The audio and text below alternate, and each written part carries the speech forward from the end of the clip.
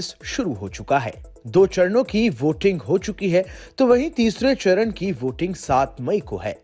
सभी पार्टियां इस बार ज्यादा से ज्यादा सीटें जीतने के लिए अलग-अलग स्ट्रेटेजी अपना रही हैं। बीजेपी की बात करें तो पार्टी ने इस बार कई मौजूदा सांसदों का टिकट काटकर नए चेहरों पर दांव खेला है। अब तक बीजेपी करीब 110 से ज्यादा सांसदों का टिकट काट चुकी है और ये सिलसिला अभी भी जारी है। कल यानी 27 अप्रैल को महाराष्ट्र की Mumbai north central Lok Sabha seat से बीजेपी ने पूनम महाजन का टिकट काटकर उज्जवल निकम को अपना प्रत्याशी बनाया है। वहीं इसके बाद पूनम महाजन की पहली प्रतिक्रिया सामने आई है। उन्होंने कहा कि यहाँ के लोगों के साथ मेरा रिश्ता बना रहेगा।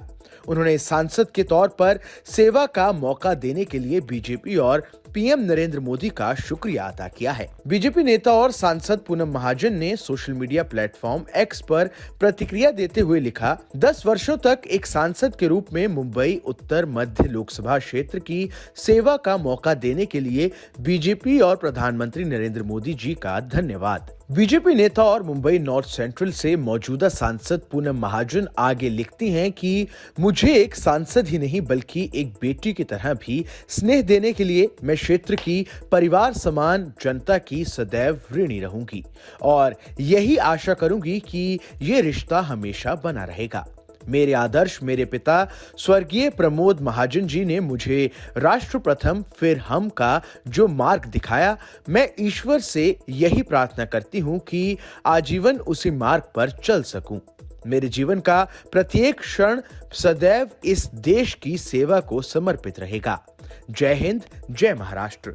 मुंबई नॉर्थ सेंट्रल सीट से बीजेपी प्रत्याशी उज्जवल निकम ने भी अपनी प्रतिक्रिया दी है। उन्होंने इस मुद्दे पर बात करते हुए कहा कि मुझे राजनीति का कोई अनुभव नहीं है, फिर भी मुझे जिम्मेदारी दी गई। उन्होंने पूनम महाजन का भी जिक्र किया। उन्होंने कहा कि प्रमोद महाजन हत्याकांड का मामला जब मैं लड़ रहा था तब पूनम महाजन मुझसे हमेशा मिला करती थी। उन्होंने इस लोकसभा क्षेत्र का 10 साल तक प्रतिनिधित्व किया है। मैं उनसे मिलकर कई जानकारियां लूंगा। आपको बता दें कि उज्जवल निकम मुंबई आतंकी हमले के मामले में सरकारी वकील थे। निकम 1993 के मुंबई सिलसिलेवार विस्फोटों और 26/11 हमलों के बाद पकड़े गए आतंकवादी अजमल कसाब के मुकदमे जैसे कई महत्वपूर्ण मामलों में विशेष लोक अभियोजक रह चुके हैं।